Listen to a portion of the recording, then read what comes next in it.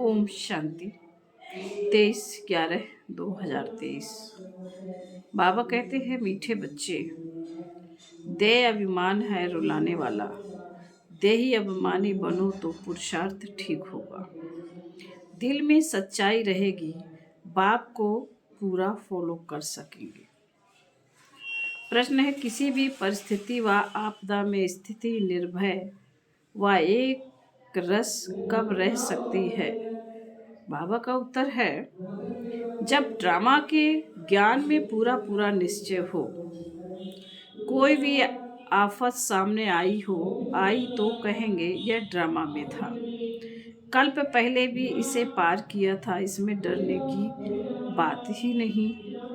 परंतु बच्चों को महावीर बनना है, जो बाप के पूरे मददगार सपूत बच्चे हैं, बाप की दिल पर चढ़े हुए हैं। ऐसे बच्चे ही सदा स्थिर रहते, अवस्था एक रस रहती है। गीत है वो दूर देश के मुसाफिर। ओम शांति। जब विनाश का समय होता है तो कुछ बच तो जाते ही हैं। राम की सेना या रावण की सेना, दोनों से बचते जरूर हैं। तो रावण की सेना चिल्लाती है, एक तो हम साथ नहीं गए, और फिर पिछाड़ी में बहुत तकलीफ होती है, क्योंकि त्राही त्राही बहुत होती है। तुम बच्चों में भी अनन्य जो हैं वही लायक होंगे विनाश देखने के, वही हिम्मत वाले होंगे। जैसे अंगद के लिए बतलाते हैं कि यह स्थिर रहा ना, विनाश सिवाय तुम बच्चों के और कोई देख ना सके। त्राही त्राही ऐसी होती है जैसे ऑपरेशन होने के समय कोई खड़े नहीं हो सकते। यह तुम सामने देखते रहेंगे, हाहाकार होता रहेगा। जो अच्छे अनन्य बच्चे हैं, बाबा के मददगार सपूत बच्चे हैं, वह दिल पर चढ़े हुए हैं। हनुमान कोई एक नहीं था, सब हनुमान महावीरों की ही माला है। रुद्राक्ष माला होती है ना, रुद्र भगवान की भी जो माला है उसका नाम ही है रुद्रमाला। रुद्राक्ष एक बहुत कीमती बीज होता है। रुद्राक्ष में भी कोई रियल कोई आर्टिफिशियल होते हैं। वही माला 100 रुपए की भी मिलेगी, वही माला 2 रुपए की भी मिलेगी। हर एक चीज ऐसे है, बाप हीरे जैसा बनाते हैं, उसकी भेंट में सब आर्टिफिशियल ठहरे। सच परमात्मा के आगे सब झूठे बर्थ नोट ए पैनी है। एक कहावत है ना, सूर के आगे अंधेरा कभी छिप नहीं सकता। अब यह है ज्ञान सूर, उसके आगे अज्ञान कभी छिप नहीं सकता। तुमको सच्चे बाप द्वारा सच मिल रहा है। तुम जानते हो ईश्वर बच्चे बाप के लिए मनुष्य जो बोलते हैं वह झूठ बोलते हैं। अभी तुम समझाते हो गीता का भगवान शिव है, ना कि देवी गुणवाला श्री कृष्ण। देवी गुणवाला देवता श्री कृष्ण। अभी है संगम युग, फिर सतयुग जरूर होगा। श्री कृष्ण की आत्मा अभी ज्ञान ले रही है, मनुष्य फिर समझते हैं ज्ञान दे रही है। कितना फर्क हो गया। वह बाप वह बच्चा, बाप को एकदम गुम कर दिया है और बच्चे का नाम डाल दिया है। आगे चलकर आखिर सच निकल पड़ेगा। पहली मुख्य बात है ही ईश्वर पर सर्वव्यापी क्यों समझा है, क्योंकि गीता में श्री कृष्ण का नाम डाल दिया है। इन बातों को तुम जानते हो। श्री कृष्ण अथवा देवी देवताओं की जो आत्माएं हैं, उन्होंने 84 जन्म पूरे लिए हैं। गाया भी जाता है आत्मा परमात्मा अलग रहे बहुकाल।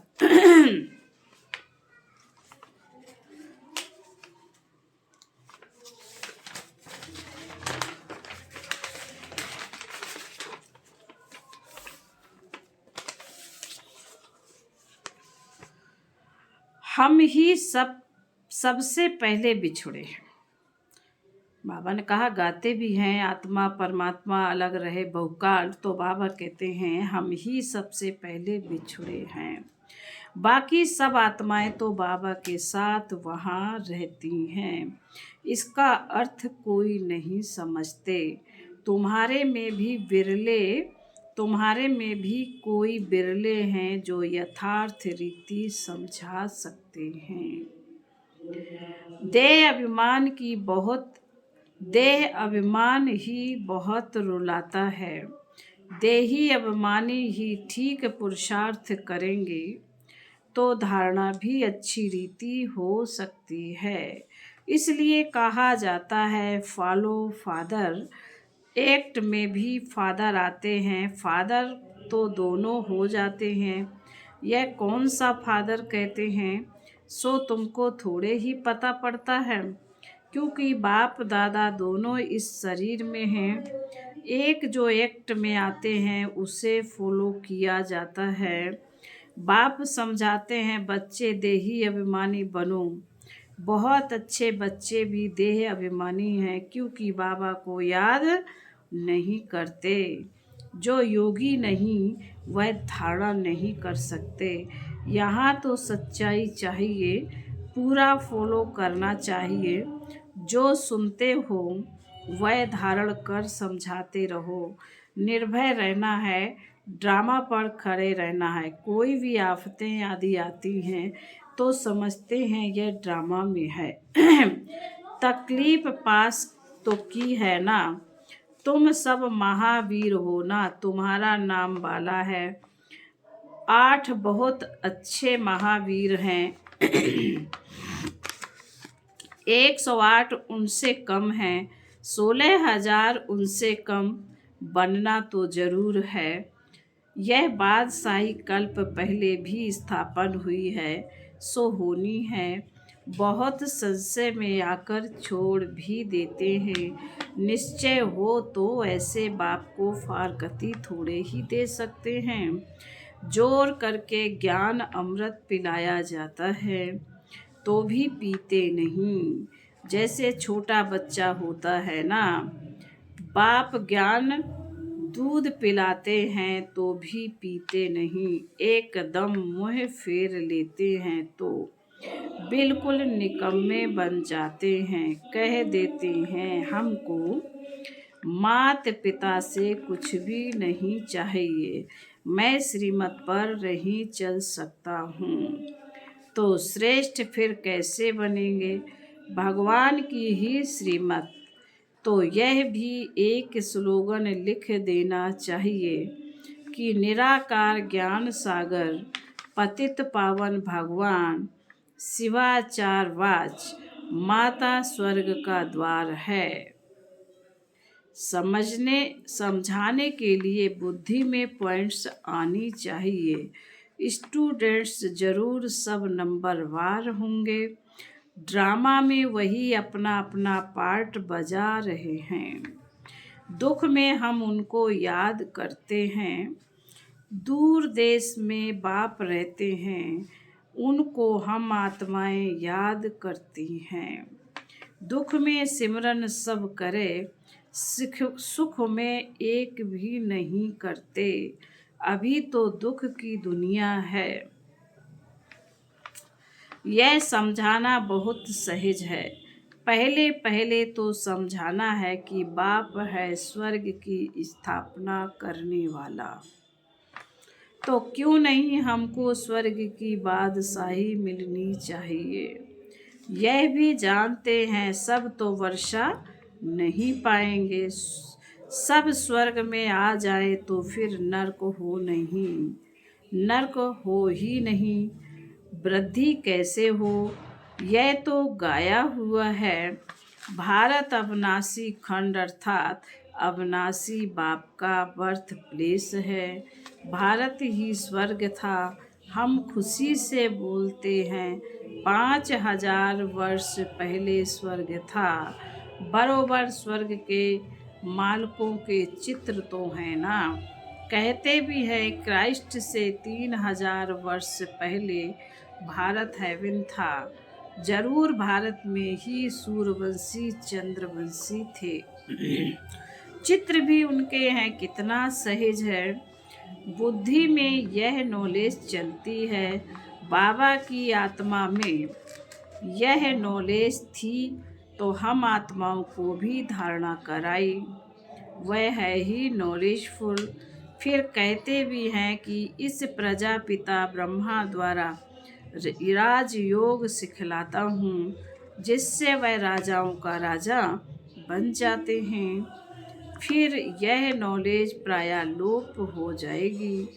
अब ज्ञान फिर से तुमको मिल रहा है, तो अब तुम बच्चों को चैलेंज देनी है।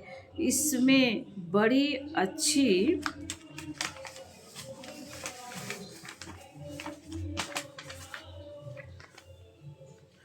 फर्स्ट क्लास बुद्धि चाहिए। बाबा अपने पास कभी भी ऊंची वस्तु नहीं रखते। कहेंगे इतने मकान आदि बनाए हैं, वह भी बच्चों के रहने के लिए बनाए हैं, नहीं तो बच्चे कहाँ आकर रहेंगे। एक दिन तो सब मकान अपने हाथ में आ जाएंगे। भगवान के दर पर भक्तों की भीड़ तो होनी ही है। उन्होंने तो बहुत भगवान बना दिए हैं, प्रैक्टिकल में तो यह है ना, तुम समझते हो कितनी भीड़ होगी। दुनिया में तो बहुत अंधश्रद्धा है। मेले लगते हैं तो कितनी भीड़ हो जाती है। कभी कभी तो आपस में लड़ पड़ते हैं। भीड़ में फिर कितने मर पड़ते हैं, बहुत नुकसान हो जाता है। तो यह सुदर्शन चक्र बहुत अच्छा है। स्लोगन भी जरूर लिख देना चाहिए। पिछाड़ी में माताओं के आगे कभी सभी को झुकना है। शक्तियों के ऐसे चित्र बनाते हैं। बाप बच्चों के लिए ज्ञान बारूद बनवाते हैं। कहते हैं सिद्ध करो, वह तो सहज है। भक्त भगवान को याद करते हैं, साधु साधना करते हैं भगवान से मिलने के लिए। गॉड को फादर कहा जाता है। बरोबर हम उनकी संतान ठहरे। ब्रदरहुड कहते हैं ना, चीनी हिंदू भाई भाई हैं, तो बाप एक हुआ ना। जिस्मानी रूप में फिर बहन भाई हो जाते हैं। भिखारी दृष्टि हो ना सके, यह युक्ति है पवित्र रहने की। बाप भी कहते हैं काम महाशत्रु है, परंतु जब कोई समझे मुख्य बात एक है, भगवान सबका बाप है। बाप स्वर्ग की स्थापना कराने वाला है, तो जरूर बाप से वर्षा मिलना चाहिए। वर्षा था, अब गवाया है। यह सुख दुख का खेल है। यह अच्छी रीति से समझना चाहिए। फिर बाबा कहते अच्छा, मीठे मीठे शकील दे बच्चों प्रति माता पिता बाप दादा का याद प्यार और गुड मॉर्निंग। रूहानी बाप की रूहानी बच्चों को नमस्ते। हम रूहानी बच्चों की रूहानी माता पिता बाप दादा को नमस्ते। धारणा के लिए मुख्य सार है। नंबर 1, सच्चाई को धारण कर बाप की हर एक्ट को फॉलो करना है। ज्ञान अमृत पीना और पिलाना है। निर्भय बनना है। हम भगवान के बच्चे आपस में भाई भाई हैं। इस स्मृति से अपनी दृष्टि वृत्ति को पवित्र बनाना है। वरदान है हर एक की विशेषता को देखते उन्हें सेवा में लगाने वाले दुआओं के पात्र भव।